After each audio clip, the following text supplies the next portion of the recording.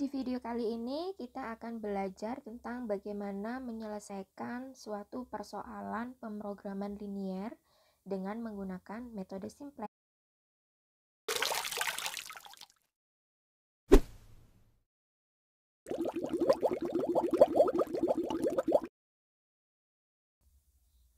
Jadi metode simplex itu bisa digunakan untuk menyelesaikan sebuah persoalan pemrograman linier yang mana variabelnya itu bisa lebih dari 2 ya. Jadi kalau misalnya kemarin saya sudah mengajarkan tentang metode substitusi, metode simplex ini salah satu cara juga untuk menyelesaikan yang variabelnya lebih dari 2. Kalau variabelnya 2 bagaimana? Ya nggak apa-apa kita pakai metode simplex. Cuman kalau variabelnya 2 kan ada yang beranggapan bahwa memakai metode grafik yang kemarin sudah kita pelajari itu lebih mudah. Tapi nggak apa-apa, saya akan memberikannya juga. Jadi kalau variabelnya 2 itu bagaimana cara menyelesaikannya dengan metode simplex. Intinya nanti kalau ketemu soal variabelnya lebih dari 2, 3, 4, 5, 6, 7 gitu ya, pakai metode simplex atau metode substitusi yang sebelumnya sudah saya ajarkan. Nah, di metode simplex sendiri itu ada beberapa tahapan untuk menyelesaikannya. Jadi ada 8 ya. Tahapan yang pertama yaitu mengubah fungsi tujuan dan batasan ke dalam sebuah fungsi implisit. Itu seperti apa ya? Nanti kita langsung masuk ke contoh soal.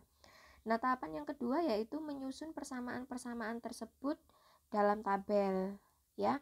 Kemudian yang ketiga adalah memilih kolom kunci, yang keempat adalah memilih baris kunci, yang kelima adalah mengubah nilai-nilai pada baris kunci, yang keenam adalah mengubah nilai-nilai selain yang terdapat pada baris kuncinya, yang ketujuh adalah melanjutkan perubahan-perubahan sampai didapatkan hasil yang optimal, dan yang terakhir adalah kesimpulan. Oke. Contoh yang pertama di sini video ini saya akan memberikan contoh persoalan maksimum terlebih dahulu. Nanti persoalan yang minimum di next video selanjutnya ya. Jadi tidak sekarang. Oke. Di sini contoh soalnya adalah coba kalian maksimumkan di mana fungsi tujuannya adalah Z sama dengan 3x1 ditambah 2x2. Ini fungsi tujuannya. Nah, batasannya ya, jadi daerah penyelesaiannya, batasannya itu adalah x1 ditambah x2 kurang dari 15, 2x1 ditambah x2 kurang dari 28, x1 ditambah 2x2 kurang dari 28, kurang dari 20, dan dibatasi untuk x1, x2-nya itu bernilai positif. Oke, seperti yang kalian ketahui yang sudah dipelajari pada metode substitusi kemarin ya. Ingat nggak kalau bentuk umum pada fungsi tujuan saat kita menyelesaikan metode substitusi itu kan fungsi tujuannya itu kan kita tambahkan itu ya 0S1, 0S2, 0S3 dan seterusnya gitu kan. Bisa saya tuliskan bentuk umum pada metode substitusi yang dulu ya yang sudah kita pelajari itu kan nilainya Z sama dengan C1X1 ditambah C2X2 ditambah sampai dengan CNXN gitu ya, dan seterusnya sampai CNXN. Kemudian di sini kita tambahkan 0S1, 0S2 sampai 0SN.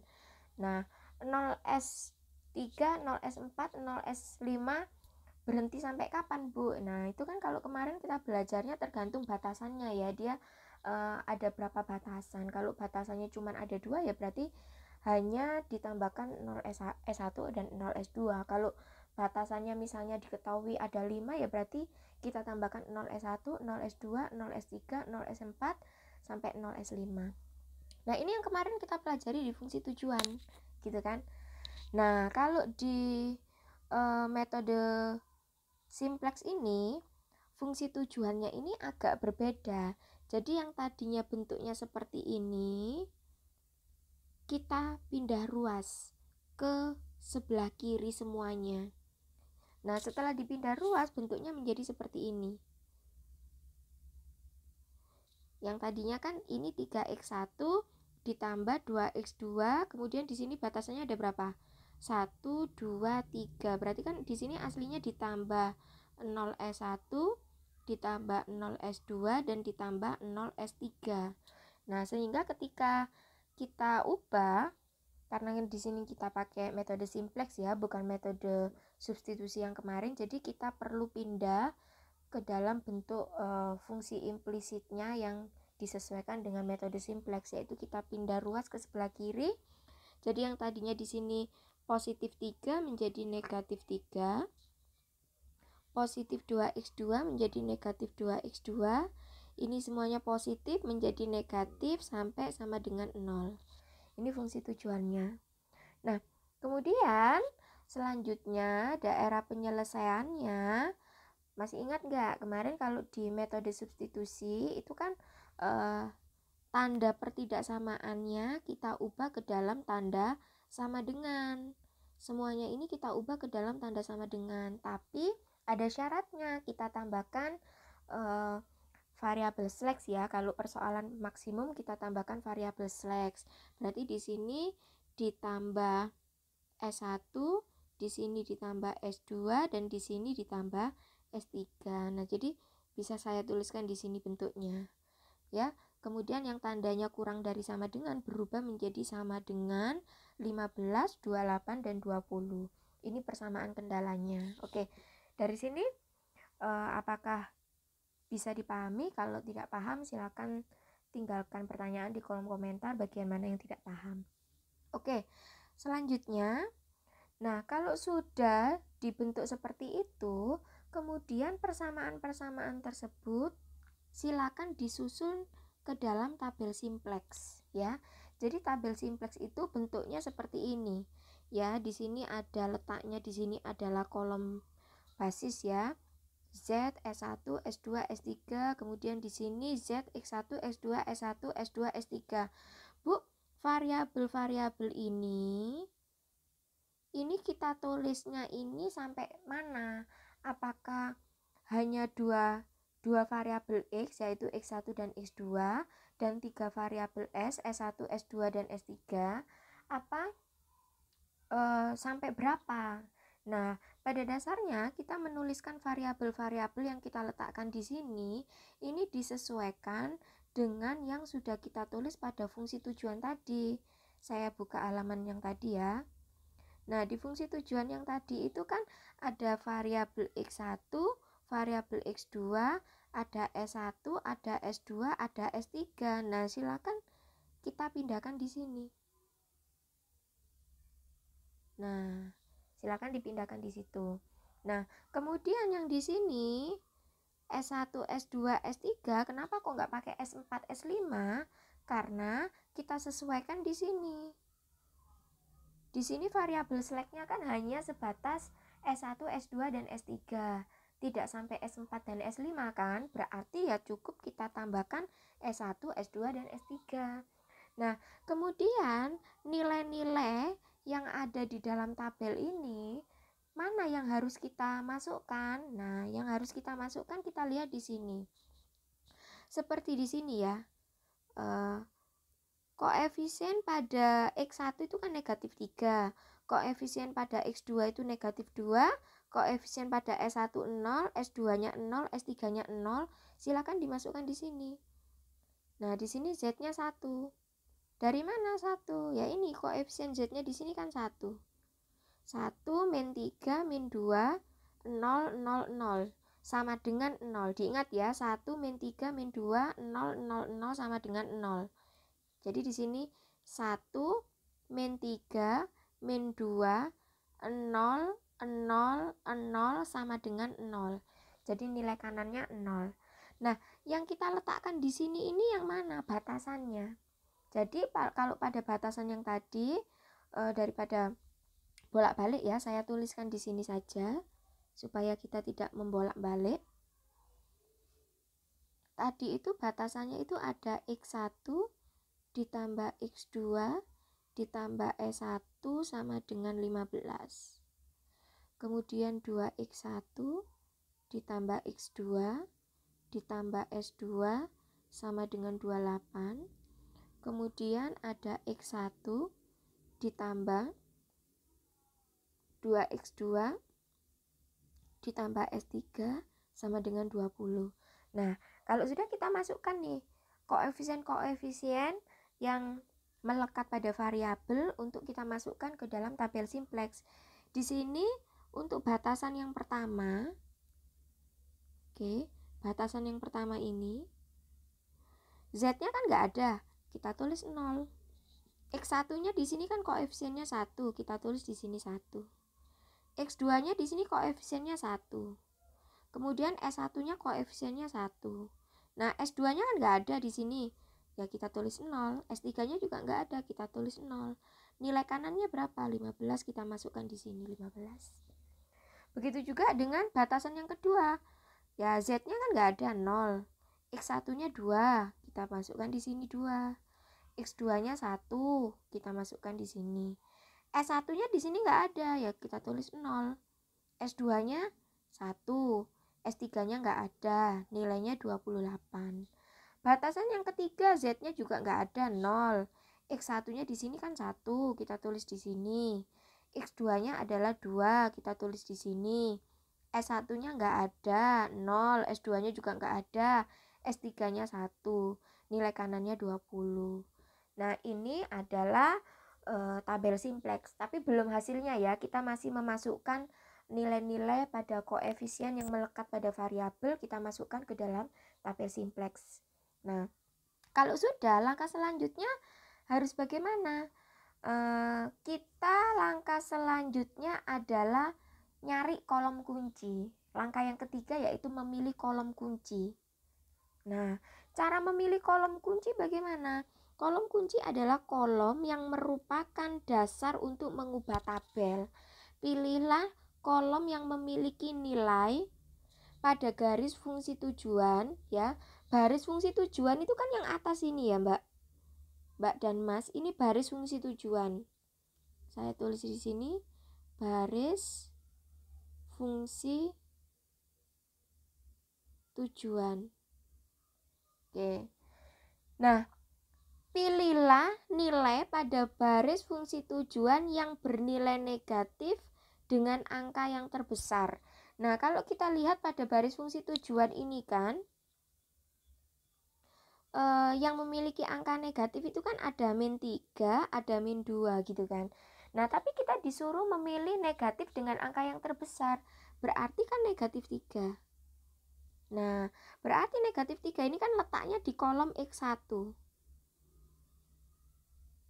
Nah, berarti kolom X1 ini dia merupakan kolom kunci. Merupakan kolom kunci. Selanjutnya, tahapan yang keempat, setelah kita memilih kolom kunci, kita wajib memilih baris kuncinya. Nah, cara untuk memilih baris kunci itu bagaimana? Caranya adalah indeks baris ke I sama dengan nilai kolom NK. NK itu yang ini loh, ya. Pada baris ke I dibagi dengan nilai kolom kunci pada baris ke I. Nah, jadi kan di sini ada nilai kolom NK. Ya, nilai kolom NK baris ke I, berarti baris pertama dicari, baris kedua dicari, baris ketiga dicari. Kita cari baris yang pertama dulu. Baris yang pertama itu kan ini ya. Ya, dari sini sampai sini. Nah, ini kan ya. Saya back dulu supaya bersih. Oke. Kita bagi dengan nilai kolom pada baris ke I. Jadi 15 di sini. Nilai kolom NK 15, silakan bagi dengan nilai kolom kunci pada baris ke I. Nilai kolom kunci. Kolom kuncinya tadi kan terletak di sini. Ini kolom kunci. Karena kita pakai baris yang kedua, berarti 15-nya ini kita bagi dengan 1 yang ada di sini. Nah, berarti 15 dibagi 1 ketemu 15. Begitu juga dengan baris kedua dan baris ketiga. Masing-masing kita cari rasionya. Yang di sini 28, kita bagi dengan 2 di sini. Ketemu 14. Selanjutnya 20 kita bagi dengan 1, ketemu 20. Oke ya. Selanjutnya kita sudah ketemu nih nilai 15, ketemu 14, ketemu 20.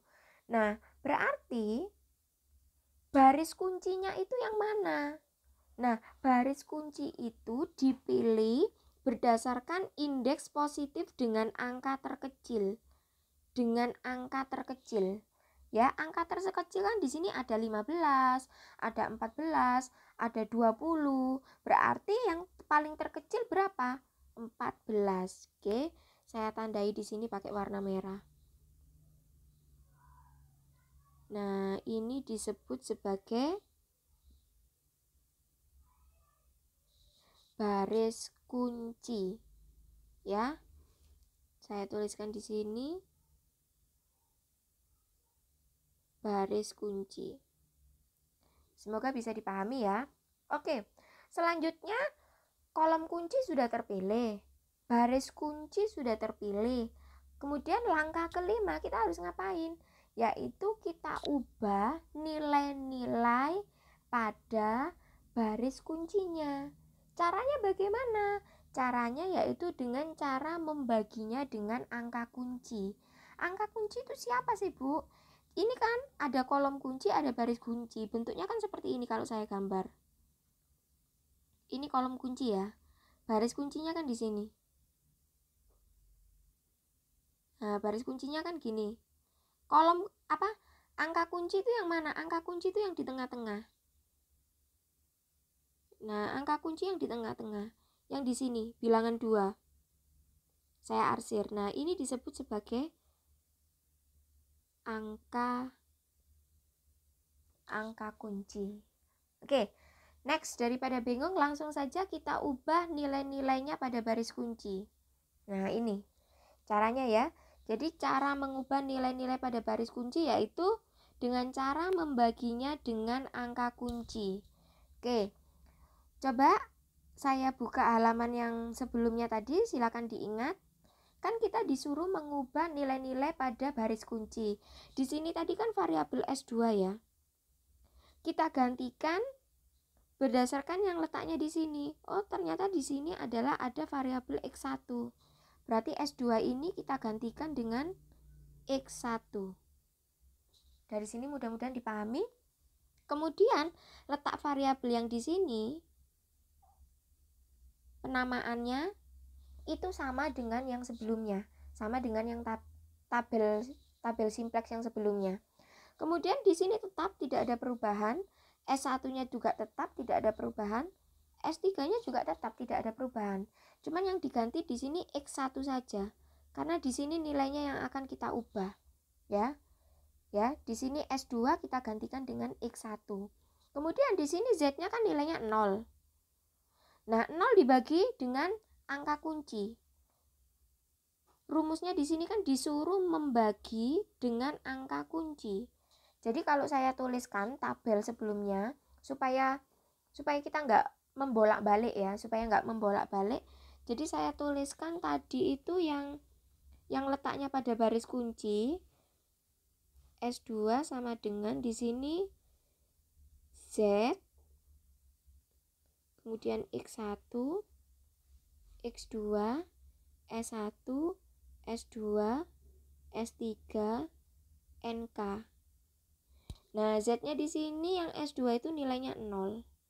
X1-nya adalah 2, X2-nya 1, S1-nya 0, S2-nya adalah 1, S3-nya 0, NK-nya 28. Oke, kita cek. Betul ya? 0, 2, 1, 0, 1, 0, 28. Kemudian di sini angka kuncinya kan 2 ya. Angka kuncinya 2. Saya tulis di sini angka kuncinya adalah 2. Oke, sekarang kita bagi nih. Setiap nilai pada baris kunci kita bagi dengan 2. 0 dibagi 2 adalah 0. 2 dibagi 2 adalah 1. 1 dibagi 2 adalah setengah. 0 dibagi 2 adalah 0. 1 dibagi 2 adalah setengah, dan 0 di sini dibagi 2 adalah 0. Kemudian di sini 28 kita bagi dengan 2 ada 14. Oke, dari sini mudah-mudahan bisa dipahami. Nah, langkah selanjutnya kalau kita sudah mengubah nilai-nilai pada baris kuncinya, jadi nilai-nilai pada baris kunci tadi kan aslinya kan di sini ya 0, 2, 1, 0, 1, 0, 28. Kemudian kan sudah kita ubah nilainya menjadi seperti ini. Nah, ini nilainya sudah kita ubah. Yang tadinya S2 sudah kita ubah menjadi X1. Selanjutnya, langkah selanjutnya kita harus ngapain? Langkah ke-6 yaitu mengubah nilai-nilai yang terdapat pada selain baris kuncinya. Nah, baris kuncinya itu kan saya kasih warna biru ya. Baris kuncinya itu kan yang ini warna merah. Sekarang kita disuruh mengubah nilai-nilai yang tempatnya tidak pada baris kunci. Nilai-nilai yang mana yang di sini? Kita harus ubah nilainya. Nah, kita harus memasukkan nilainya yang ada di sini nih. Jadi kalau nilai pada metode tabel simplex yang awal itu kan nilainya ini ya. 1, min 3, min 2, 0, 0, 0, 0. Kemudian S1-nya 0, 1, 1, 1, 0, 0, 15. Itu tidak lagi boleh kita masukkan di sini. Pada tabel ini tidak boleh kita masukkan bilangan-bilangan itu. Tapi kita harus mengubahnya. Cara mengubahnya bagaimana? Ada rumusnya. Nah, ini rumusnya. Baris baru, untuk mencari nilai pada baris baru, caranya baris yang lama. Baris yang lama itu siapa, Bu? Baris yang lama itu ini. Nah, ini nilai-nilai pada baris yang lama.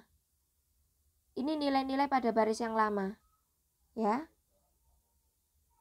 Baris yang lama silakan dikurangi dengan koefisien pada kolom kuncinya.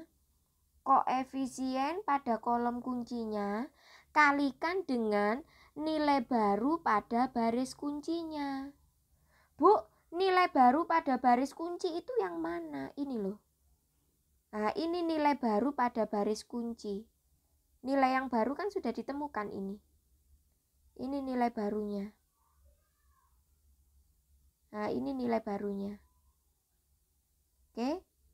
Nah, sekarang yuk kita coba untuk menghitungnya, menentukan bilangan-bilangan yang terdapat pada baris yang baru. Nah, ini untuk basis Z. Kenapa, Bu, kita harus mencari basis Z? Nah, tabelnya yang tadi Bu Denok tuliskan di sini kecil-kecil nggak apa-apa ya, supaya cukup. Basis supaya kita nggak membolak-balik halaman-halaman yang belakang. X1, X2, S1, S2, S3, NK. Di sini ada Z, ada S1, ada X1, ada S3. Oke. Ya. Kemudian di sini nilainya ada 0, 1, setengah, 0, setengah, 0, 14. Oke. Tujuan kita kan itu ya, menghitung basis yang baru ya.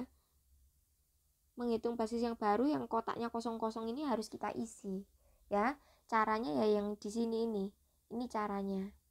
Nah, berdasarkan rumusnya untuk mencari baris yang baru, baris yang lama. Baris yang lama untuk basis Z. Basis Z itu kan yang ini. Nah, ini kan basis Z. Kita cari basis Z. Makanya di sini basis Z. Rumusnya adalah baris yang lama dikurangi Baris yang lama itu ini. Ini baris lama.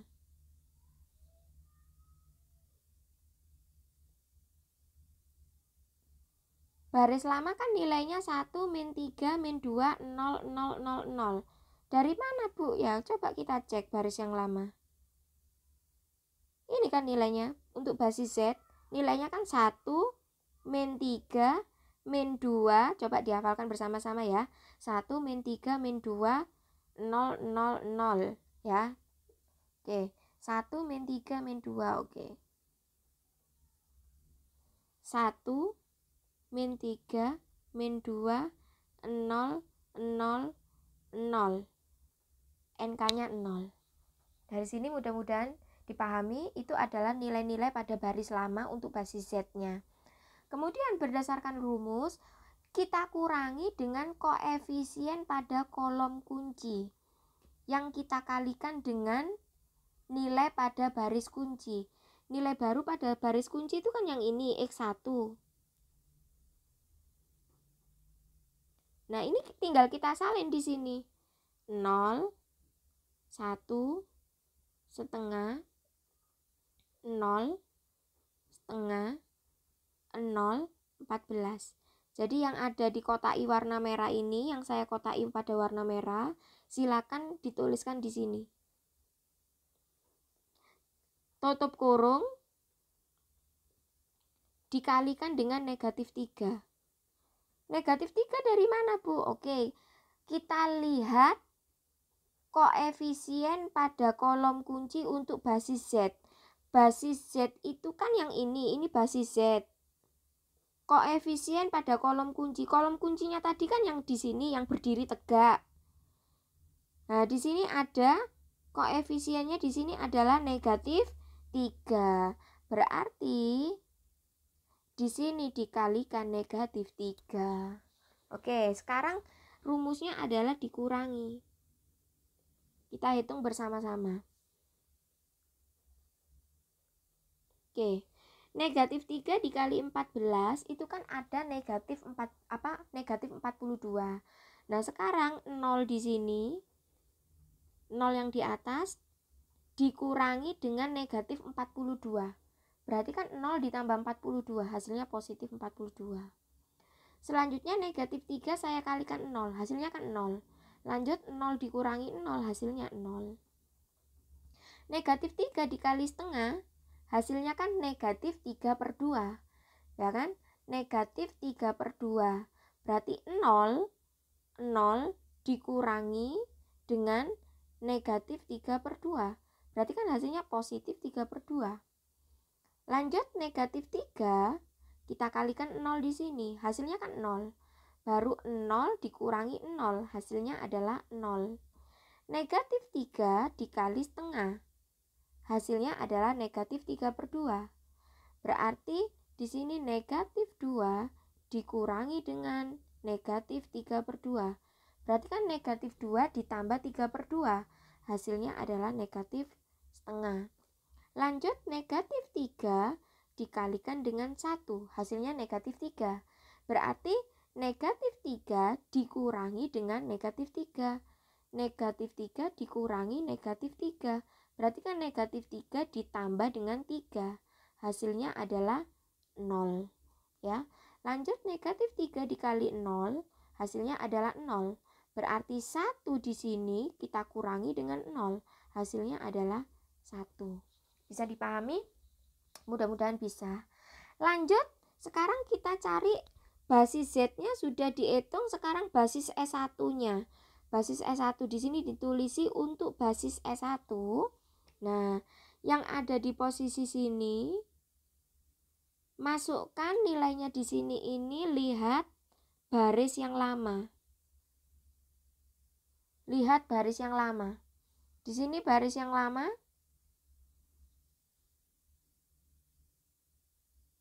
Maaf, kok nggak pindah-pindah. Nah, ini S1. S1 untuk baris yang lama. Nilainya berapa? 0, 1, 1, 1. Satunya 3 kali. 0, 1, 1, 1, 0, 0, 15. Oke, diingat ya. Satunya ada 3 kali.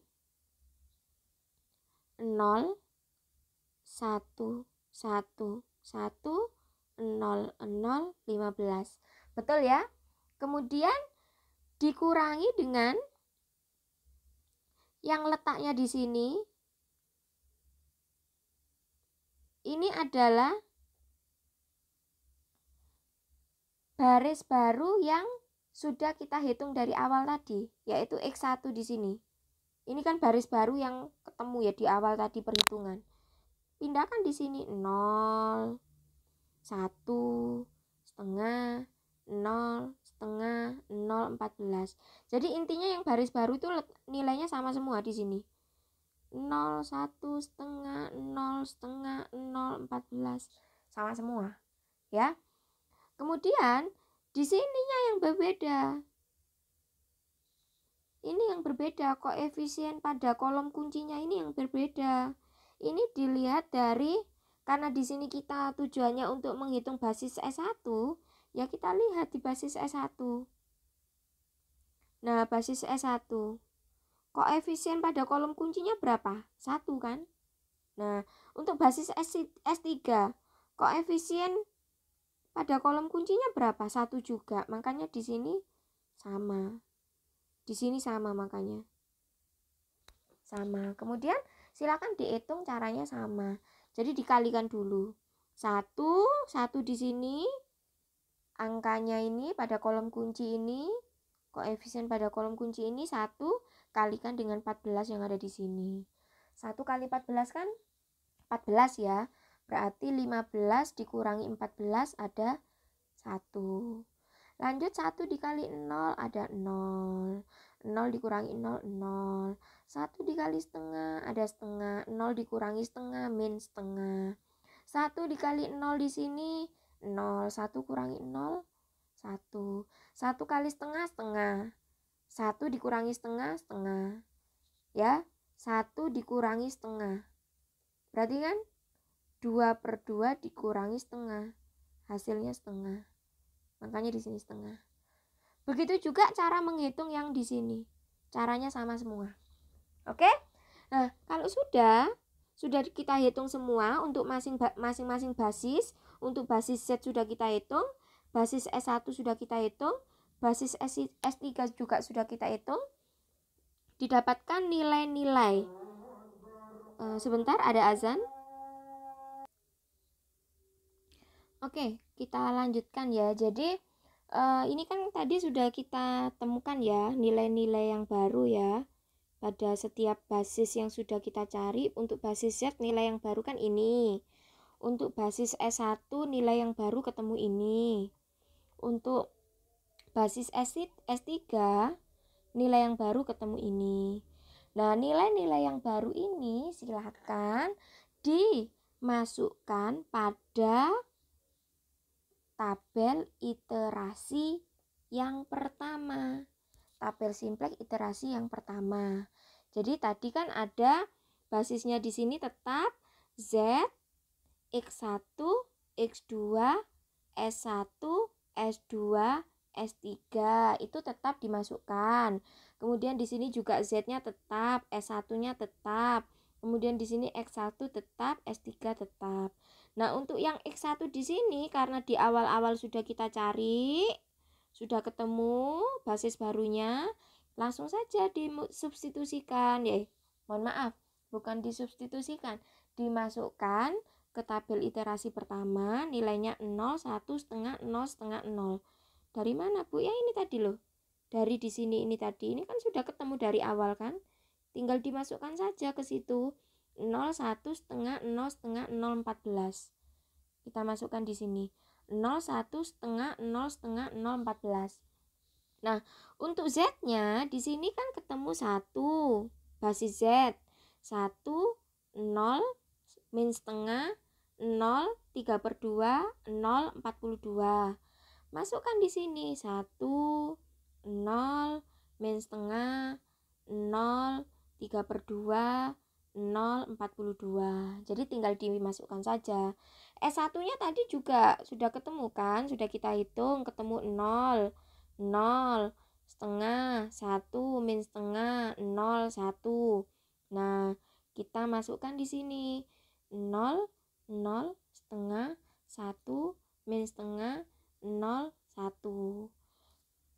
Untuk S3-nya 0, 0, 3/2, 0, min setengah, 1, 6. Oke, kita masukkan di sini 0, 0, 3/2, 0, min setengah, 1, 6. Sehingga kesimpulannya sudah didapatkan tabel simplex iterasi yang pertama. Loh, kok ada yang pertama, Bu? Apakah ada yang kedua, ketiga, keempat, dan seterusnya? Tergantung dilihat pada baris fungsi tujuannya.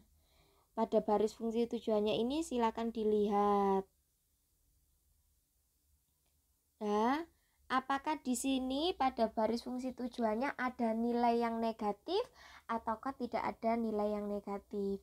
Seandainya semuanya positif, berarti pekerjaan kalian sudah selesai, sudah didapatkan hasil akhir. Tetapi kalau pada baris fungsi tujuan ini masih didapatkan nilai yang negatif, berarti pekerjaan kalian belum selesai. Kalian harus melanjutkan lagi untuk menemukan tabel simplex iterasi yang kedua, gitu ya. Oke, karena tadi pada tabel iterasi yang pertama itu masih ditemukan nilai yang negatif,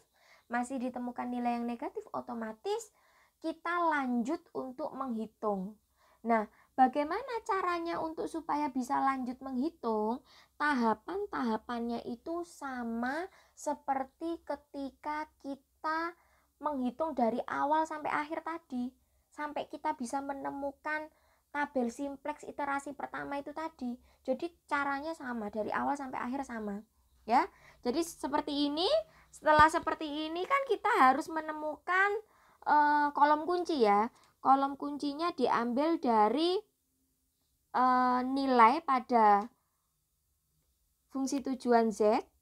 Pada baris fungsi tujuan dilihat, cari nilai yang negatif. Nah, cari nilai yang negatif. Nilai yang negatif ternyata didapatkan nilai berapa pada baris fungsi tujuan? Negatif setengah ini kan. Nah, karena didapatkan negatif setengah, berarti negatif setengah ini kan terletak pada kolom X2. Berarti kolom X2 ini merupakan kolom kunci. Oke. Selanjutnya, setelah kita menentukan kolom kunci, langkah selanjutnya itu kan harus menentukan baris kuncinya ya. Nah, cara menentukan baris kunci seperti yang tadi. Setiap NK-nya kita bagi dengan nilai kolom kuncinya. Jadi satunya di sini kita bagi dengan setengah yang ada di sini, ketemu 2. 14 kita bagi setengah, ketemu 28. 6 kita bagi 3/2, ketemu 4 ya. Nah, kalau sudah, baris kuncinya yang mana, Bu?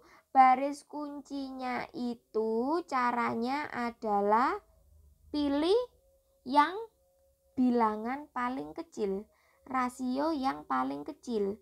Nah, kan didapatkan 2 yang paling kecil.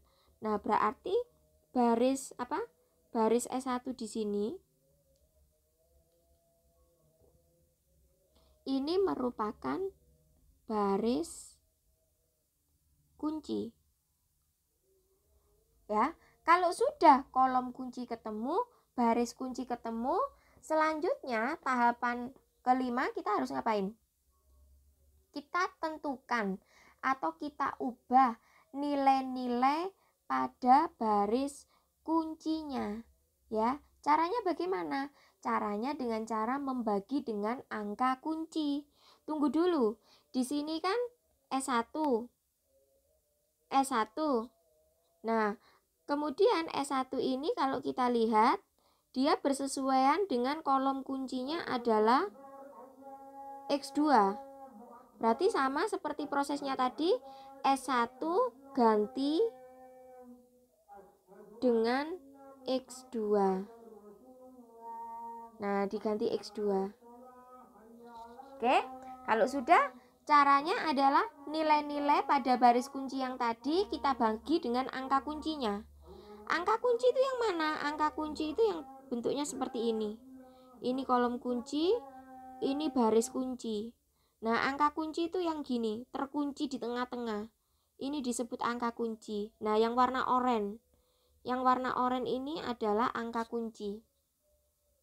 Angka kunci. Nah, untuk menentukan nilai pada baris yang di sini, 0 di sini bagi dengan setengah. 0 di sini bagi dengan setengah. 1 di sini bagi dengan setengah. Min setengah di sini bagi dengan setengah. 0 di sini bagi dengan setengah. 1 di sini bagi dengan setengah. Oke. Didapatkan di sini.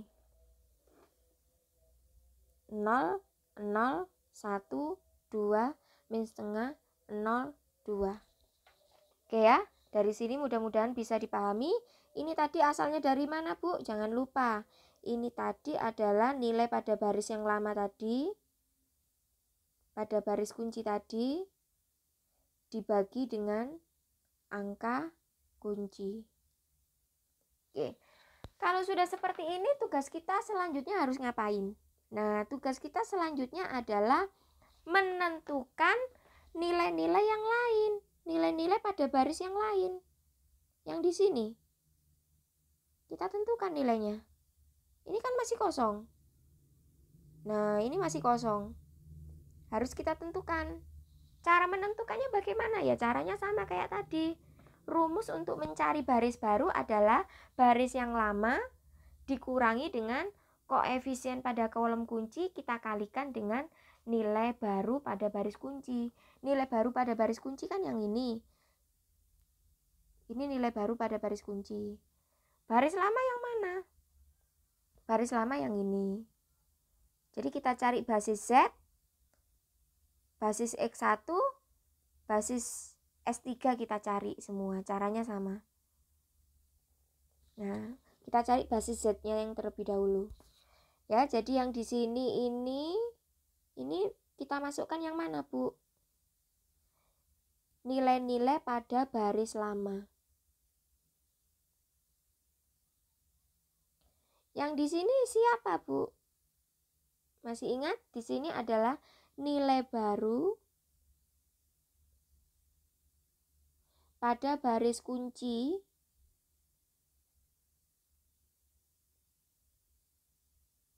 yang sudah kita hitung tadi.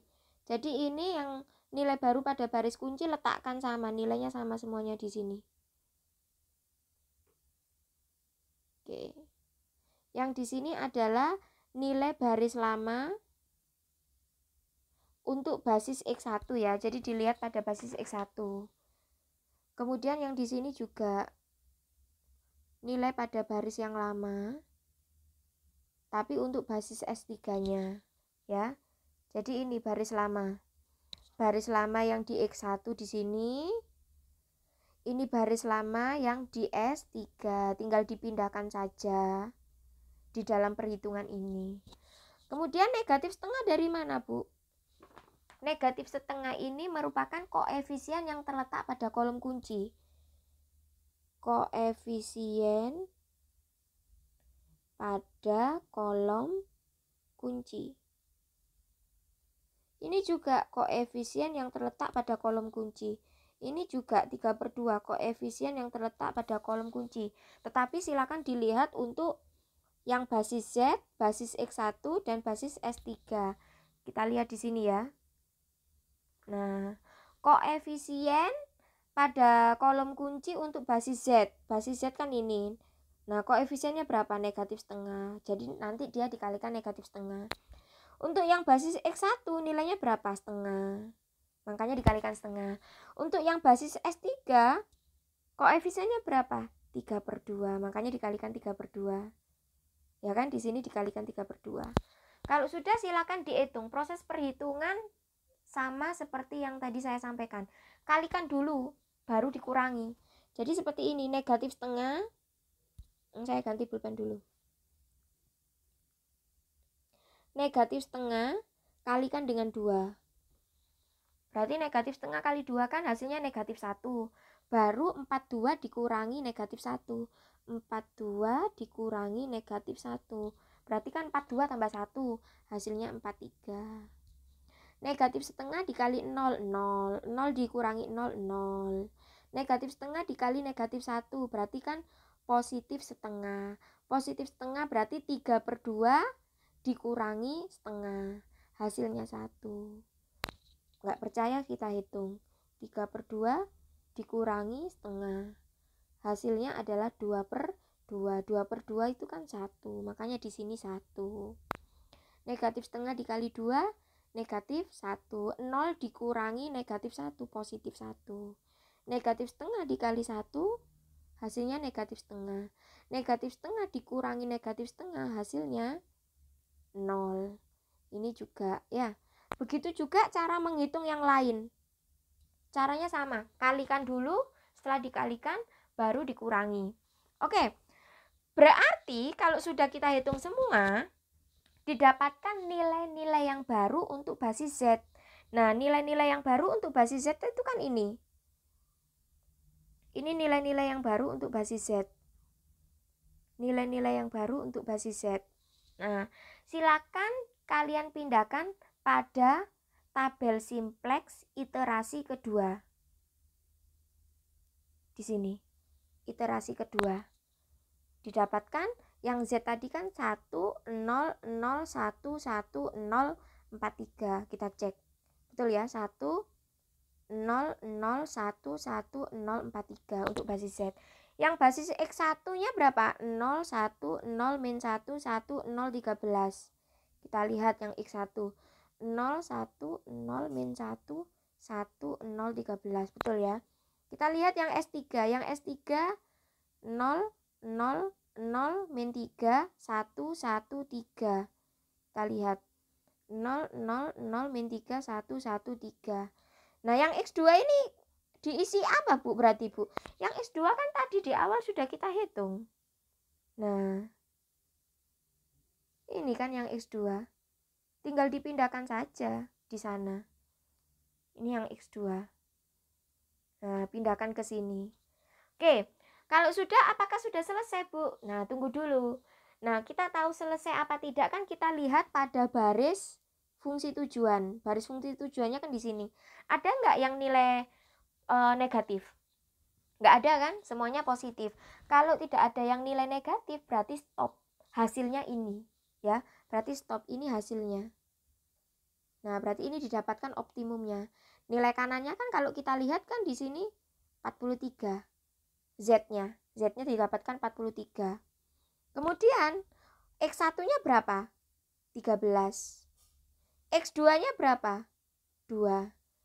Jadi di sini nilai maksimalnya didapatkan untuk X1-nya dihasilkan produk sebanyak 13 piece, sedangkan X2-nya dihasilkan produk sebanyak 2 piece dengan nilai maksimumnya sebesar 43. Di mana S3 ini nilainya kan 3. Di sini hanya menunjukkan sebagai sisa sumber dayanya sebanyak 3. Jadi sisa yang tidak terpakai itu sebanyak 3. Oke. Kalau sudah seperti ini sudah selesai ya. Jadi didapatkan nilai maksimalnya 43, X1-nya 13, X2-nya 2. Tapi ingat, seandainya setelah kalian meletakkan nilai-nilainya pada tabel simplex iterasi yang kedua dan pada baris fungsi tujuan ini masih didapatkan nilai yang negatif, otomatis kalian harus melanjutkan lagi untuk bisa menemukan tabel iterasi yang ketiga. Caranya bagaimana, Bu? Caranya silakan diulangi lagi proses dari awal sampai akhir sama seperti tadi kita menghitung dari awal sampai akhir. Jadi sama sekali nggak ada perubahan. Mudah-mudahan dipahami. Kalau masih bingung, ada pertanyaan, silakan tinggalkan pertanyaan di kolom komentar. Insya Allah saya akan bantu jawab. Terima kasih, sampai ketemu di video-video selanjutnya.